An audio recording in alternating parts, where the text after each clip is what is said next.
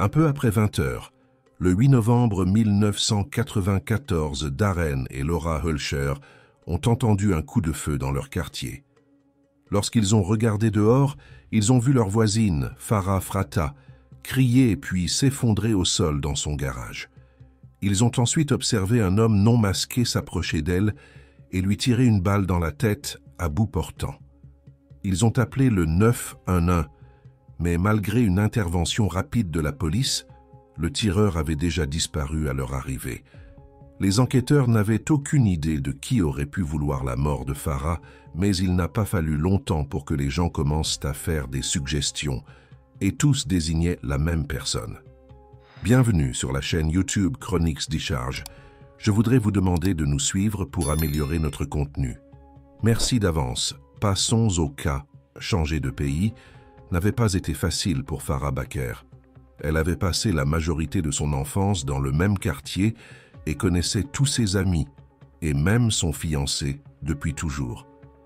L'idée de les quitter était effrayante, mais celle de voir toute sa famille partir sans elle était encore plus inquiétante.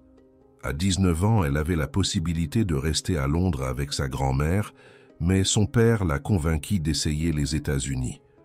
Son père, Lex, était un homme d'affaires qui voulait s'installer en Amérique pour voir s'il y serait plus facile de gérer sa propre entreprise qu'à Londres, où la vie devenait de plus en plus chère au fil des années. Lex avait de la famille dans l'Ohio, mais sa femme Betty trouvait que cet état était trop froid.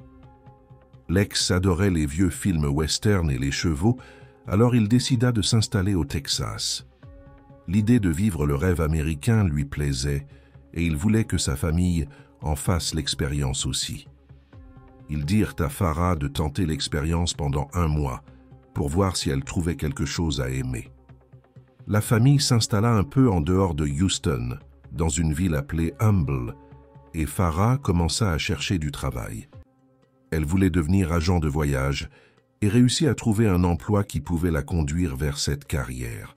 Elle débuta comme agent de billetterie à l'aéroport de Houston et une fois habituée au rythme rapide, elle commença à apprécier ce travail. Elle rencontra également quelqu'un qu'elle appréciait beaucoup. Un autre agent de billetterie nommé Robert Fratta lui montra les ficelles du métier et les deux devinrent rapidement proches. Avant de quitter Londres, ou peut-être lors des rares visites entre Farah et son fiancé à cette époque, il est probable qu'ils aient envisagé que leur relation à distance ne fonctionnerait pas.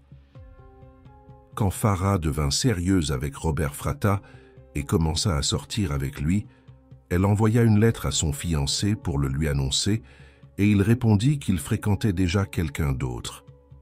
Elle lui renvoya sa bague et les deux laissèrent à la porte entr'ouverte. Peut-être que le destin les réunirait un jour, mais pour l'instant, vivre séparés par un océan ne leur convenait plus. Robert Fratta était connu comme un charmeur, voire même un peu coureur de jupons à l'aéroport. Il était séduisant et obsédé par la musculation et avait eu quelques aventures avec d'autres femmes de l'aéroport. Mais il semblait prêt à se poser avec Farah. Certaines des femmes qu'il avait fréquentées essayèrent de faire comprendre à Farah qu'il n'était peut-être pas fait pour elle, mais elle pensait qu'elles étaient simplement jalouses. Au fil des 2 années suivantes, leur histoire d'amour s'épanouit et Farah s'adapta à la vie américaine. Quand Robert décida de la demander en mariage, il en parla d'abord à Farah, puis dit qu'il devrait formellement demander la bénédiction de Lex, sachant que son père était à l'ancienne. Robert organisa une rencontre formelle avec Lex pour demander la main de Farah, et Lex lui dit « Tu sais, c'est ma seule fille, et elle est très précieuse pour moi. C'est mon bébé. Elle a grandi, mais elle reste mon bébé à mes yeux. » Robert le rassura en lui disant qu'il s'aimait profondément et qu'il ne voulait que le meilleur pour elle. Ils se marièrent en mai 1983 dans une église catholique à Humble, et le mariage se déroula sans encombre dans le bon sens du terme. Tout se passa comme prévu et tout le monde semblait enthousiaste pour leur avenir. Les Fratta connurent des hauts et des bas dans les premières années de leur mariage comme tout couple. Robert eut des difficultés à trouver un nouvel emploi, après avoir accepté une indemnité de licenciement de la compagnie aérienne. Il essaya de se lancer dans les affaires avec Lex, mais il manquait de motivation pour travailler à son compte. Finalement, il trouva sa voie dans la sécurité publique, travaillant d'abord comme pompier, puis dans la police à Missouri City, au Texas. Le couple eut leur premier fils, Bradley, en décembre 1986. 2 ans plus tard, un autre garçon, Daniel, naquit à l'été 1988. Pour le monde extérieur, leur mariage semblait heureux. Mais la famille de Farah remarqua qu'elle devenait souvent déprimée et renfermée pendant ses grossesses.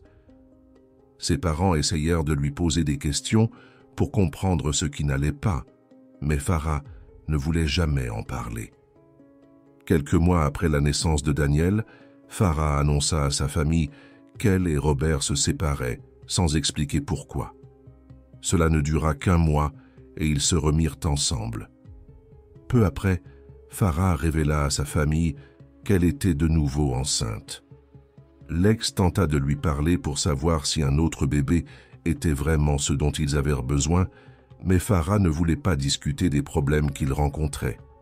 Après quelques insistances, elle avoua qu'elle pensait que ce bébé était peut-être une erreur. Lex essaya de parler à Robert, qui insista sur le fait que tous les problèmes venaient de Farah. Il disait qu'elle était malheureuse, sans aucune raison valable.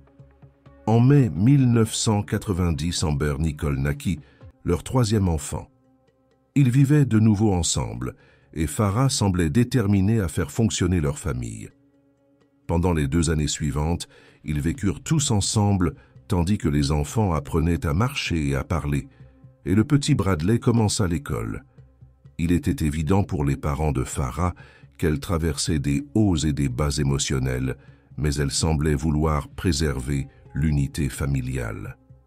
Début 1992, Farah et Robert se disputaient tellement qu'ils parlèrent de nouveau de divorce. Robert déménagea et prit un appartement plus proche de son travail. Une fois de plus, Lex demanda à Robert ce qui n'allait pas et Robert répondit que tout venait de Farah. Lex confronta sa fille et elle dit « Je ne peux pas vivre avec cet homme. Je ne veux pas discuter de tous les pourquoi, mais je ne peux simplement pas vivre avec lui. Je dois m'éloigner de lui.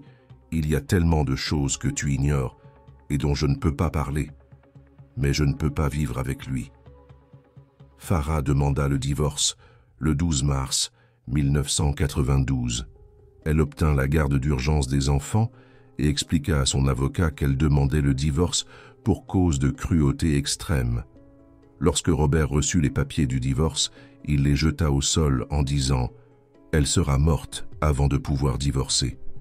À ce moment-là, les collègues et amis de Robert savaient ce qui avait causé les problèmes conjugaux, mais la famille de Farah restait dans l'ignorance, seuls quelques proches amis étant au courant.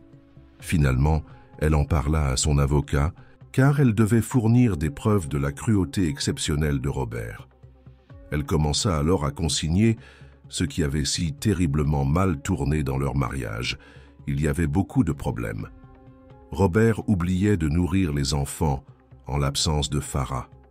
Il insistait pour garder un boa constrictor comme animal de compagnie, même après que celui-ci ait mordu Bradley.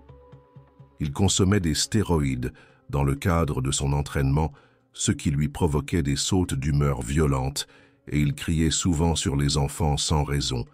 Mais le plus gros problème concernait leur vie sexuelle. Apparemment, si Farah était si réticente à parler de leurs problèmes conjugaux, c'est parce que les exigences sexuelles de Robert étaient étranges et humiliantes. Il voulait un mariage libre et essayait de convaincre Farah de coucher avec une autre femme. Il voulait que Farah le frappe pendant qu'il se masturbait. Le plus perturbant était qu'il évoquait souvent son fantasme de se faire uriner dessus par Farah et de recevoir ses excréments dans la bouche. Sans surprise, Farah refusait de participer à tout cela, mais Robert lui faisait comprendre que si elle ne répondait pas à ses désirs sexuels, elle échouait en tant qu'épouse. Si c'est cela les critères, je serais ravi d'échouer, mais c'est un avis personnel. Après avoir officiellement entamé la procédure, L'idée d'élever les enfants séparément inquiétait Farah au point qu'elle envisagea de sauver le couple. Farah et Robert établirent chacun une liste de conditions pour rester ensemble. La liste de Robert était presque entièrement sexuelle et exigeait que Farah subisse une chirurgie esthétique pour devenir plus attirante à ses yeux. La liste de Farah exigeait que Robert soit un meilleur père et plus impliqué avec les enfants. Farah espérait qu'en cédant aux exigences esthétiques de Robert, elle pourrait l'amener à accepter une thérapie pour ses obsessions sexuelles. En août 1992, Farah subit une augmentation mammaire et une rhinoplastie. Une fois en voie de guérison, elle laissa Robert revenir vivre avec elle et les enfants. 2 semaines plus tard, il repartait.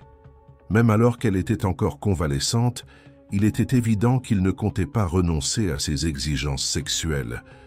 Il avait initialement payé les opérations avec sa carte de crédit, mais après avoir été mis à la porte, il déclara que la facture devait être à sa charge puisqu'ils n'étaient plus ensemble.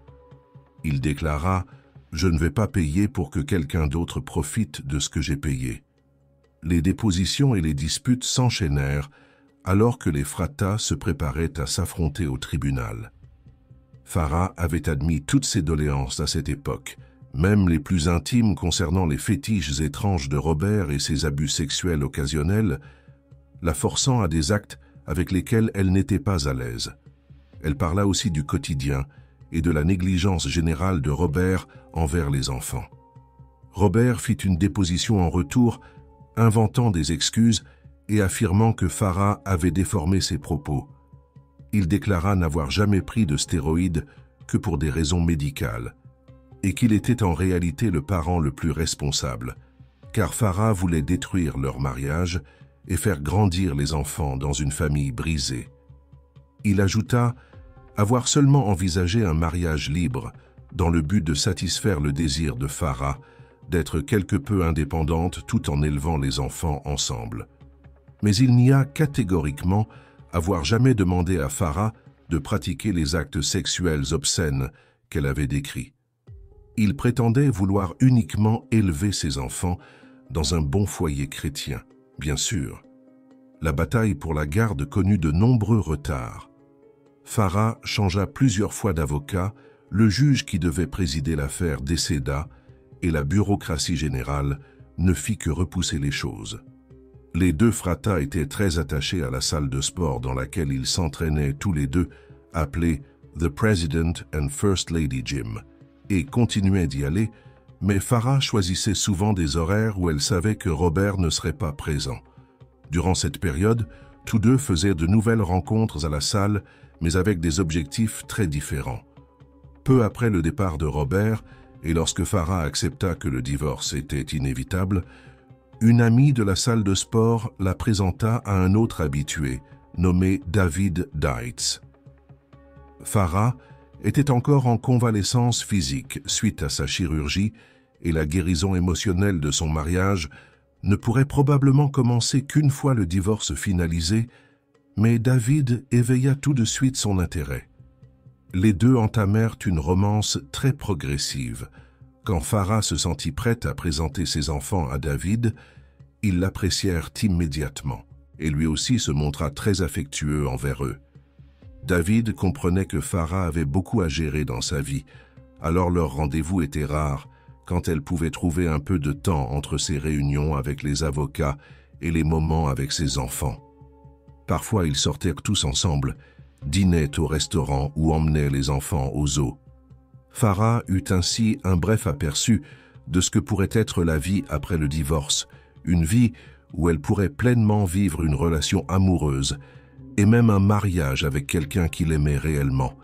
Les semaines devinrent des mois, puis des années, car la bataille pour la garde s'éternisait jusqu'en 1994. Mais tandis que Farah poursuivait sa vie au-delà du divorce, Robert ruminait l'idée de perdre la garde des enfants et d'avoir à payer une pension alimentaire. Depuis au moins la fin des années 80, Robert trompait Farah avec de nombreuses partenaires sexuels. Une femme nommée Minnie Lawrence avait rencontré Robert via un service de rencontre téléphonique en 1989. Au début, ils avaient des relations sexuelles par téléphone, ce qui évolua en une liaison physique. Minnie était également sexuellement aventureuse et participait à certains des fantasmes de Robert. Ils pratiquaient des jeux sexuels impliquant les excréments et le BDSM, mais Minnie refusa toute implication de l'épouse de Robert. Elle savait qu'il était marié et il lui proposait parfois des plans à trois, mais pour Minnie, il semblait que l'épouse de Robert ne voulait pas vraiment y participer et il n'était même pas clair si elle était au courant des liaisons de son mari. Leur liaison dura plusieurs années, jusqu'à ce que Minnie commence à s'éloigner. Malgré leur relation, Minnie pensait toujours que Robert semblait être un mari et un père correct, et elle appréciait cela chez lui. Elle pensait qu'il avait simplement besoin d'explorer ses fantasmes en dehors de son mariage, et Robert laissait parfois entendre que sa femme savait qu'il la voyait. Mais en 1994, Robert commença à parler de sa femme comme d'une salope, et ses propos à son sujet devenaient de plus en plus troublants. Un jour, après une inondation à Houston, Minnie appela Robert pour savoir si tout allait bien pour lui et sa famille, et il lui demanda soudain si elle connaissait quelqu'un qui accepterait de tuer sa femme. Plus précisément, il lui demanda si elle connaissait des Noirs qui accepteraient de le faire. Minnie crut à une blague de mauvais goût et écourta la conversation, mais cet échange l'inquiéta profondément. Minnie n'était pas la seule femme avec qui Robert avait une liaison. Il tenait un carnet d'adresses rempli des numéros de nombreuses femmes. Plusieurs d'entre elles avaient été rencontrées à la salle de sport, President and First Lady, où il semblait rechercher activement des partenaires, même si Farah s'y entraînait également. Dans ce carnet, il notait leurs caractéristiques physiques, la couleur de leurs yeux et de leurs cheveux s'ils faisaient du sport, et il avait même écrit qu'une femme avait trouvé une autre jolie, sans doute dans l'espoir d'un plan à trois tant désiré. Il notait aussi leurs âges, souvent inférieurs aux siens. L'une des femmes, Penny Adams, n'avait que 20 ans. Elle était dans une phase de rébellion et avait flirté avec Robert, mais ses avances agressives l'effrayèrent, elle et ses amis. Quand il lui demanda à elle, qu'il connaissait à peine, si elle connaissait quelqu'un pour tuer sa femme, elle cessa tout contact avec lui. Durant les mois suivants, Robert demanda à presque tout le monde autour de lui s'ils accepteraient de tuer Farah. Plus d'une douzaine de personnes entendirent cette proposition et la majorité d'entre eux pensèrent qu'il plaisantait ou qu'il exprimait simplement sa frustration due au divorce conflictuel. Comme avec Minnie, plusieurs de ses tentatives d'embauche d'un tueur à gages avaient une teinte raciste. Il dit à un ami « Quel genre d'Italien es-tu » lorsque celui-ci répondit « Ne pas connaître de tueur ». Un autre ami lui demanda pourquoi il lui posait une telle question. Et Robert répondit « Parce que tu es mexicain, John. Je pensais que tu pourrais connaître des gens capables de ce genre de choses. » Il dit à un autre ami qu'il portait une arme en permanence afin que s'il croisait Farah en ville, il puisse la tuer et faire passer cela pour un vol de voiture. Un de ses contacts se plaignit un jour de sa propre épouse, et Robert lui proposa alors qu'ils tuent chacun la femme de l'autre, comme dans L'inconnu du Nord Express. Il en parlait tellement autour de lui qu'il finit par dire à tout le monde qu'il le faisait exprès, afin qu'il y ait trop de pistes pour la police si Farah venait à mourir. Sauf qu'en réalité, cela ne faisait que pointer vers une seule piste. Lui, un ami de Robert, James Podorsky, comprit qu'il était sérieux lorsqu'il commença à parler du montant exact qu'il proposait, indiquant que l'argent viendrait d'un compte offshore. James déclara qu'il croyait sincèrement que Robert cherchait réellement quelqu'un pour tuer Farah, mais qu'il n'avait pas alerté la police car il pensait que personne n'accepterait son offre. Une enquête auprès des collègues de Robert révéla qu'il avait largement évité de demander à ses confrères policiers s'il tuerait sa femme. Un collègue fit cependant remarquer que Robert disait à tout le monde qu'il voulait qu'une femme défèque sur lui.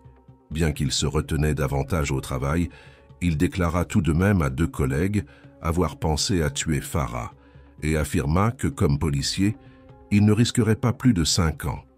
Aucun des deux ne prit ses paroles au sérieux, pensant qu'il plaisantait. Finalement, Robert réussit à convaincre quelqu'un d'intimider Farah pour lui. L'un de ses amis de la salle de sport, un certain Joe Pristash, avait de l'expérience en effraction et un passé judiciaire marqué par des actes de violence. Il avait déjà été accusé de tentative de meurtre contre son beau-frère, mais les charges furent abandonnées. C'est au petit matin du 28 juin 1994 que le plan fut exécuté. Quelque part entre 3 et 4 heures du matin, Farah se réveilla en voyant Joe portant une cagoule entrer dans sa chambre. Daniel dormait dans le lit avec elle et se réveilla également en entendant son cri. Joe lui dit qu'il venait lui parler au sujet de Bob Bradley et Amber Nicole, ayant entendu le vacarme, accoururent dans la chambre et Farah supplia l'homme masqué « Quoi que vous fassiez, ne le faites pas devant mes enfants, je vous en prie. » Joe repoussa les enfants hors de la chambre. Il était ivre et avait emporté une flasque ainsi qu'un pistolet à impulsion électrique. Il tortura Farah avec ce pistolet, la choquant à plusieurs reprises, mais ne dit rien d'autre, si ce n'est qu'il agissait pour le compte de Robert. Il partit ensuite en emportant son téléphone portable afin qu'elle ne puisse pas appeler le 911. Farah avait un autre téléphone dans la maison et la police arriva rapidement sur les lieux. Ils découvrirent que l'intrus était entré en perçant un trou dans une fenêtre et en déverrouillant la porte arrière. Farah avait ses propres soupçons car elle pensait avoir reconnu la voix de l'homme qui l'avait agressée. Joe était l'ami de Robert depuis plusieurs années à ce moment-là et Farah l'avait rencontré plusieurs fois. Mais il portait un déguisement, alors elle n'en était pas certaine. Après cela, l'enquête s'enlisa. Farah emmena les enfants et retourna vivre chez ses parents, tandis qu'ils installaient un nouveau système de sécurité et elle prit un peu de temps pour se remettre de l'agression. Robert fut interrogé plus tard au sujet de l'incident. Que s'est-il passé? Eh bien, je n'ai jamais eu la version claire. D'après mes enfants, quelqu'un est entré dans la maison, a contourné le système d'alarme et tout le reste, et n'a rien fait. Enfin, selon Farah, ce qu'elle a dit au détective, c'est que cet homme aurait dit qu'il était là pour, je cite, « me mettre dans la merde ». Mais je suis dans l'annuaire, je suis facile à trouver. Donc, je ne comprends pas. Je pense que c'était une mise en scène de sa part. Il affirma que quelqu'un avait fait cela uniquement pour lui jouer un tour. Évidemment, Farah est attaquée et Robert se pose en victime. L'audience pour la garde avançait lentement, avec des retards et des préparations, et enfin, une date de procès fut fixée. Le 28 novembre 1994. À l'approche de l'audience, Robert pensait avoir enfin trouvé la bonne personne pour accomplir son plan. Joe était ami avec un homme nommé Howard Guidry, qui avait un passé criminel moins chargé que Joe, mais qui avait clairement laissé entendre qu'il était prêt à tout pour de l'argent. Il connaissait à peine Joe, mais faisait régulièrement des allusions, laissant entendre qu'il ferait n'importe quoi pour se constituer une réserve d'argent afin de se lancer dans le trafic de cocaïne. Ensemble, les deux hommes commencèrent à discuter d'un plan pour tuer Farah. Robert ne parlait pas directement avec Howard, mais il donna à Joe de nombreuses informations sur les habitudes quotidiennes de Farah. Joe et Howard racontèrent ensuite des versions différentes de leur planification du meurtre. Selon Howard, Joe et Robert avaient envisagé que Joe viole Farah avant de la tuer pour faire croire que le mobile était une agression sexuelle. Joe n'avait aucune objection à cela et dit à Howard qu'il trouvait Farah attirante et qu'il la violerait volontiers. Mais il décida finalement qu'il ne voulait pas être celui qui la tuerait, au cas où le plan tournerait mal et l'idée fut abandonnée. Joe nia évidemment cela plus tard. Howard affirma qu'il devait seulement être le conducteur de fuite et que les autres hommes avaient changé le plan à la dernière minute. Malgré cela, il finit par accepter d'être celui qui exécuterait le meurtre. Robert décida que le moment le plus opportun pour tuer Farah serait pendant que les enfants étaient au catéchisme du dimanche. Lors de ces soirées-là, Robert avait le droit de garder les enfants après 20 heures, ce qui dépassait l'heure habituelle de restitution, mais Farah veillait toujours à être à la maison à 20 heures, au cas où les enfants sortiraient plus tôt de l'église. Les hommes fixèrent la date au 8 novembre, et Robert donna à Joe une arme à feu, ironiquement celle qu'il avait achetée 10 ans plus tôt pour protéger sa famille en cas d'intrusion. En plus d'Howard, la petite amie de Joe était aussi au courant du complot. Mary Gipp ne fréquentait Joe que depuis quelques mois, mais elle pensait être amoureuse de lui. Joe avait des difficultés financières, alors elle lui avait offert un beeper et il passait souvent ses nuits chez elle. Comme tous ceux qui connaissaient vaguement Robert Fratta, Mary savait qu'il cherchait quelqu'un pour tuer sa femme et on la tenait au courant à mesure que le plan évoluait. Joe ne tenta pas de cacher qu'il allait tuer Farah avec Howard car ils avaient besoin de l'aide de Mary. Le plan impliquait d'utiliser le beeper offert par Mary à Joe et que Mary fournisse un alibi à Joe. Mary était bouleversée par tout cela mais n'alerta pas la police. Le jour prévu pour le meurtre, elle quitta le travail plus tôt et resta chez elle. Elle pensa à appeler Farah, mais ne se souvenait plus de son nom de famille. Howard arriva à l'appartement, Joe le rejoignit, et quand ils partirent ensemble en voiture, Mary se sentit coupable, mais ne fit toujours rien. Normalement, Robert déposait simplement les enfants à l'église et repartait, mais cette fois-là, il assista à toute la messe. Son beeper sonnait constamment et il utilisa le téléphone de l'église au moins 5 fois ce soir-là. Il voulait se créer un alibi solide, mais ne réussit qu'à éveiller les soupçons, car c'était la seule fois où il assistait à une messe complète et il passait son temps à sortir pour téléphoner. Pendant que Robert était à l'église, Joe conduisit Howard près de la maison des Fratta. Il lui remit le pistolet et le beeper, puis se posta à une cabine téléphonique près d'un supermarché. Il y avait une grande maisonnette dans le jardin et Howard sauta la clôture pour aller s'y cacher en attendant le retour de Farah. Aux alentours de 20 heures, Farah arriva chez elle comme d'habitude. Leurs voisins d'en face, Darren et Laura Hulsher, allaient devenir les malheureux témoins de ce qui allait se passer. Ils entendirent un coup de feu et regardèrent par la fenêtre juste à temps pour voir Farah crier et s'effondrer au sol dans son garage. Howard n'était pas certain de l'avoir tuée, alors il s'approcha et lui tira une nouvelle balle dans la tête. La famille d'en face n'avait pas encore fermé les rideaux et comprit que le tireur les avait peut-être vus observer la scène. Ils éteignirent les lumières et appelèrent le 911.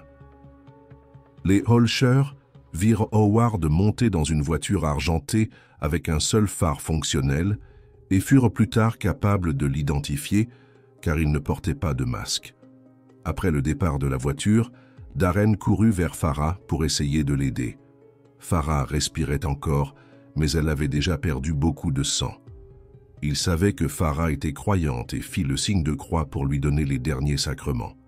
Les secours arrivèrent rapidement et pensèrent d'abord qu'il y avait de l'espoir, car ils ne virent qu'une seule blessure par balle qui semblait avoir effleuré le crâne. Elle fut transportée par hélicoptère à l'hôpital, mais fut déclarée morte peu après, car une deuxième blessure, beaucoup plus profonde, avait été dissimulée par le sang et les cheveux et avait échappé aux premiers secours. Robert arriva peu après avec les enfants et tout le monde lui expliqua ce qui s'était passé. Il appela l'hôpital et l'employé qui prit l'appel fut immédiatement choqué par le manque de surprise ou d'émotion de Robert. Il déclara plus tard qu'il avait eu l'air agacé et impatient. Il ne semblait pas inquiet du tout. Il voulait juste savoir le plus vite possible si Farah était déjà morte. Après son arrivée sur les lieux, Robert tenta de partir, disant qu'il voulait emmener les enfants, dire au revoir à Farah à l'hôpital. La police remarqua aussi son manque d'émotion ou de surprise et ne le laissa pas partir. Ils fouillèrent sa voiture et y trouvèrent un peu plus de 1 000 $ en liquide et une arme à feu. C'était l'autre arme que Robert avait achetée, celle qu'il transportait toujours au cas où il déciderait de tuer Farah et de faire croire à un carjacking. Lex et Betty arrivèrent sur place peu après Robert et les enfants.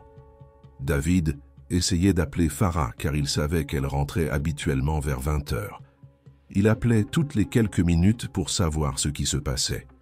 Après l'arrivée des Baker, l'ex finit par décrocher le téléphone de Farah et, en larmes, annonça à David qu'elle avait été emmenée à l'hôpital.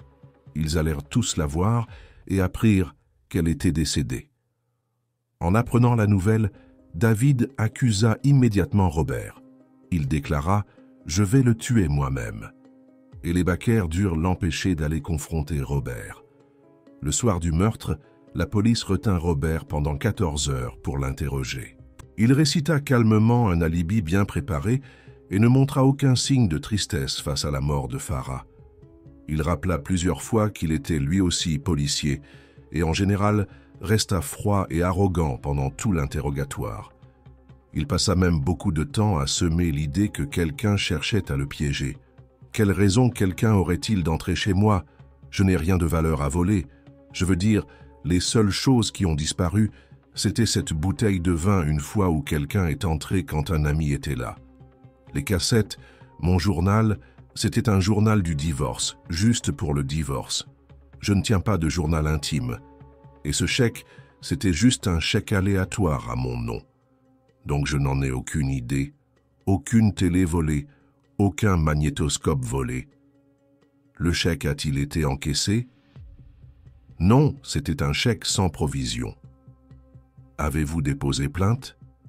Non, j'ai découvert tout ça récemment, et c'est pourquoi j'en ai parlé à mon avocat. Et au début, je croyais juste avoir égaré tout ça. Et ce n'est que la semaine dernière que j'ai remarqué la porte de mon garage. Je ne comprends toujours pas pourquoi quelqu'un entrerait chez moi. Moi non plus. C'est ce que je dis, je ne sais pas. Quel serait leur intérêt? S'ils avaient un tel accès à toi, ils t'auraient tué. Non. Tu as raison. Tu as 100% raison. C'est ce que je dis aussi à mes amis. Quelqu'un me fait chier, mais sans essayer de me tuer. Et c'est pour ça que, quand Bradley m'a appelé dimanche, « Tu es policier ?» Oui. Lorsqu'il fut relâché, un des officiers, énervé par toute cette affaire, jeta les clés de voiture de Robert sur lui et elles lui griffèrent la joue, le faisant saigner. Quand Robert vit la foule de journalistes l'attendre, il décida de profiter de la lumière des projecteurs. Il déclara qu'il voulait découvrir qui avait tué sa femme et ne comprenait pas pourquoi la police l'empêchait de voir ses enfants à un moment si grave. Il souriait, riait même beaucoup, plaisantant avec les journalistes. Joe et Mary regardaient la conférence de presse depuis chez eux, et Joe dit que Robert ferait mieux de se taire et d'arrêter de sourire autant. Étonnamment, lorsque Joe était rentré la nuit précédente et que Mary réalisa qu'ils avaient réellement tué une femme innocente, elle décida enfin d'agir.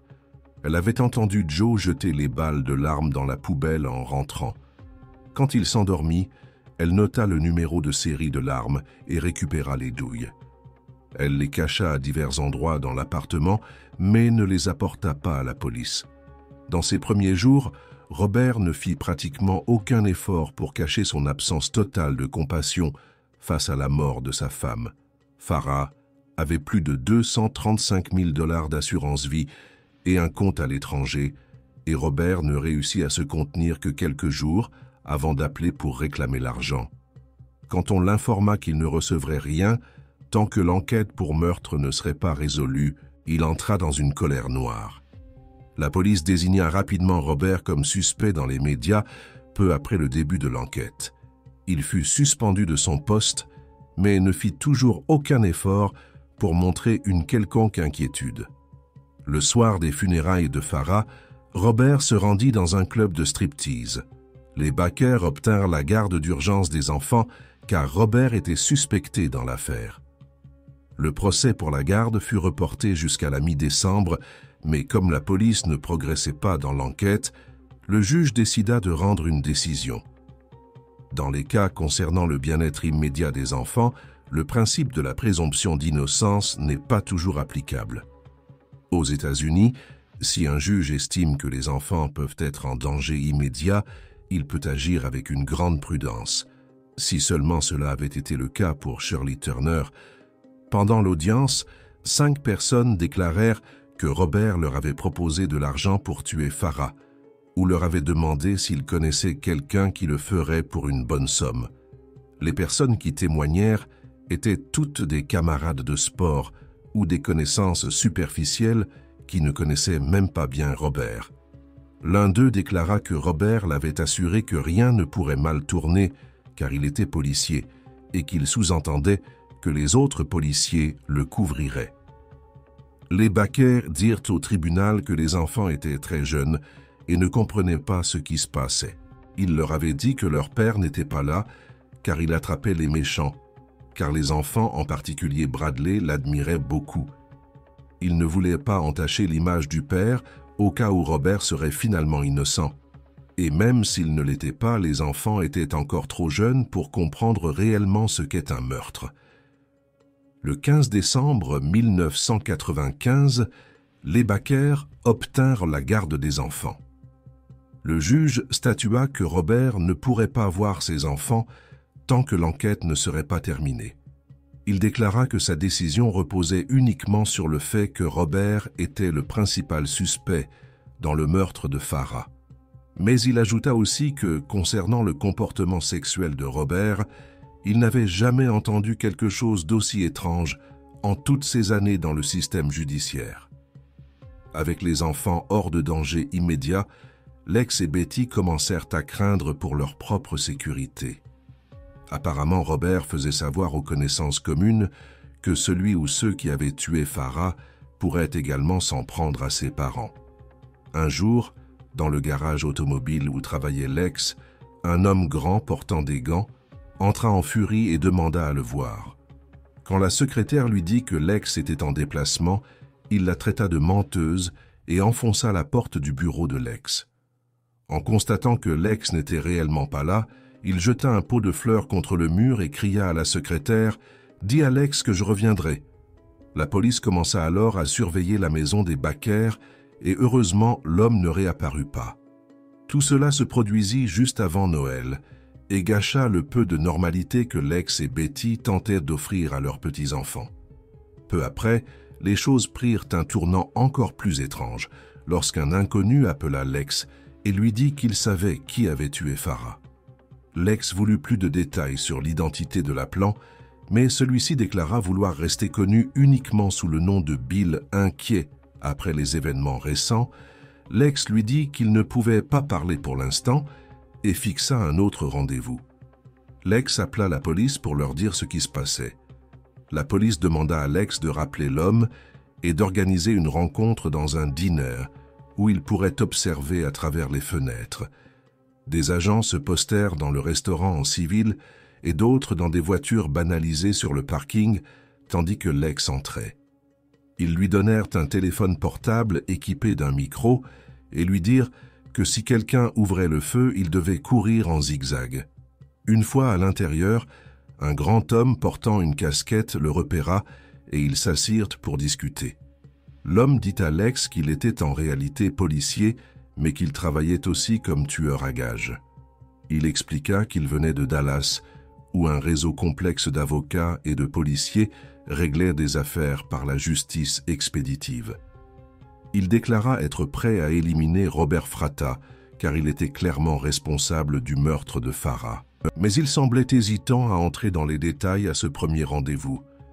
Ils fixèrent une autre rencontre peu après dans un restaurant à Humble. Cette fois, Bill dit à Lex qu'il ne demanderait que 10 000 $ et qu'il pouvait tuer Robert ce soir-là. Il ajouta que Lex pouvait le payer plus tard, dès qu'il aurait l'argent. Lex accepta et Bill dit qu'il tuerait Robert en le faisant exploser avec de la dynamite. La police l'arrêta à sa sortie du restaurant et trouva une arme et de la dynamite dans sa voiture. Son vrai nom était William Edward Planter et il fut condamné pour tentative de meurtre. Il était effectivement un ancien chef de la police, mais aucun lien avec un supposé réseau de tueurs à gages ne fut jamais confirmé. Lorsque les avocats de Robert apprirent ce scandale, ils furent choqués que la police ait su qu'un tueur le visait sans l'en avoir averti. En ce qui concerne les complices de Robert, La police soupçonna immédiatement Joe Pristash d'être impliqué. Il savait que Farah avait soupçonné Joe d'être l'homme qui s'était introduit chez elle, et il correspondait à la description du chauffeur de fuite vu sur les lieux de son meurtre, mais les enquêteurs se heurtèrent à un mur pendant son interrogatoire. Il refusa de coopérer.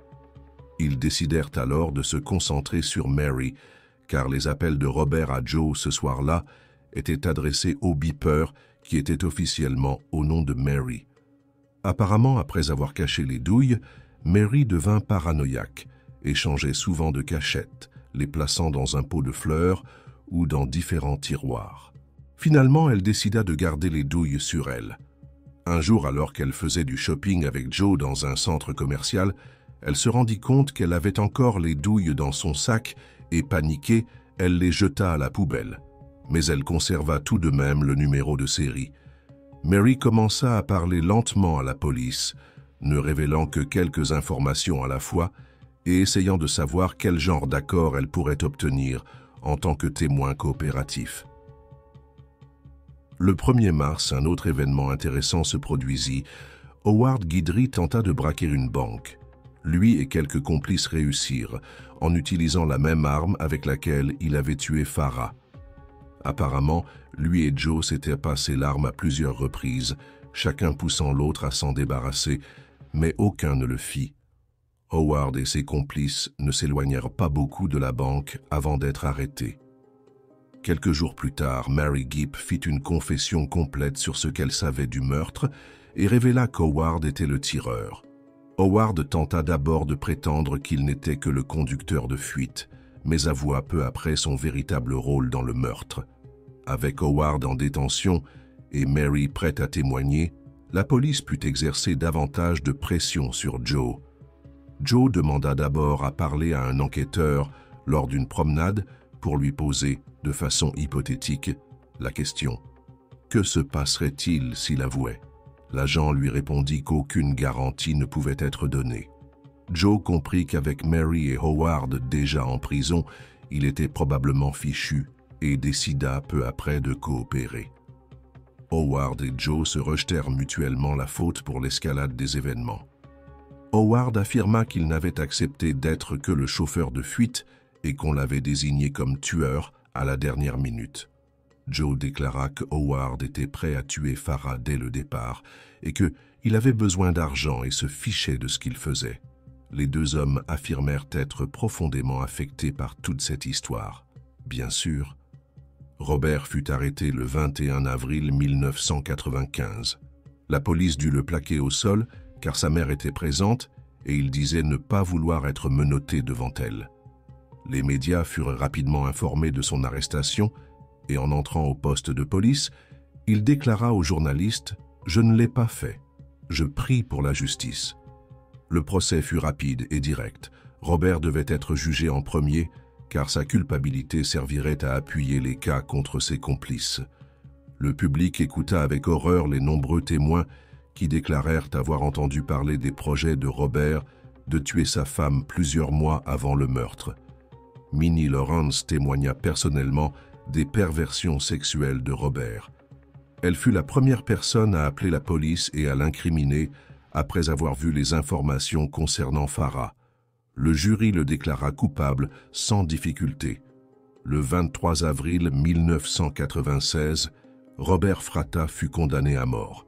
Robert ne montra aucune émotion lorsque sa peine de mort fut prononcée. L'ex déclara à la presse après le verdict que c'était la sentence qu'il espérait. Il dit « Il ne peut exister aucun châtiment en ce monde assez sévère pour justifier le chagrin éternel, la douleur et la souffrance qu'il a infligé à ses 3 jeunes enfants. » Howard et Joe furent tous deux condamnés à mort lors de leurs procès respectifs, mais leur peine n'avait toujours pas été exécutée en 2023. Les avocats de Robert introduisirent de nombreux recours au fil des années pour faire réduire sa peine. Ils plaidèrent que les produits d'exécution étaient périmés, ce qui fut rejeté. Ils affirmèrent qu'un témoin avait été hypnotisé par l'accusation, rendant son témoignage invalide. Ils contestèrent les analyses balistiques ou dire que le jury n'avait pas été impartial. La condamnation de Robert fut d'ailleurs annulée par la suite, car un juge déclara que les déclarations de ses complices avaient été introduites au procès sans respecter les procédures juridiques appropriées. Ce même juge écrivit aussi que Robert était égocentrique, misogyne et répugnant. Un nouveau procès en 2009 confirma à nouveau la peine de mort. Lex et Betty mirent leur vie entre parenthèses pour élever leurs petits-enfants. Juste après le procès, Bradley était assez âgé pour apprendre en termes simples que son père était responsable de la mort de sa mère, et les autres l'apprirent en grandissant. Lex et Betty assistèrent de nouveau aux réunions parents-professeurs, aux matchs de football, aux concerts scolaires. Ils lisaient les bulletins scolaires. Toutes ces choses qu'ils avaient autrefois faites pour Farah. Ils redevinrent parents, et bien qu'ils ne s'attendaient pas à ce rôle à leur âge, ils élevèrent les enfants dans un foyer rempli d'amour. Lorsque Amber eut 18 ans et que tous les enfants furent majeurs, ils allèrent ensemble rendre visite à leur père en prison, une seule fois. Ils lui demandèrent pourquoi il avait tué leur mère. Il refusa de répondre et ils ne retournèrent jamais le voir. Le 10 janvier 2023, Robert Fratta fut exécuté. Il fut déclaré mort à 19h49, près de 3 décennies, après avoir fait tuer Farah Fratta. Il a vécu comme un monstre et il est mort comme un monstre.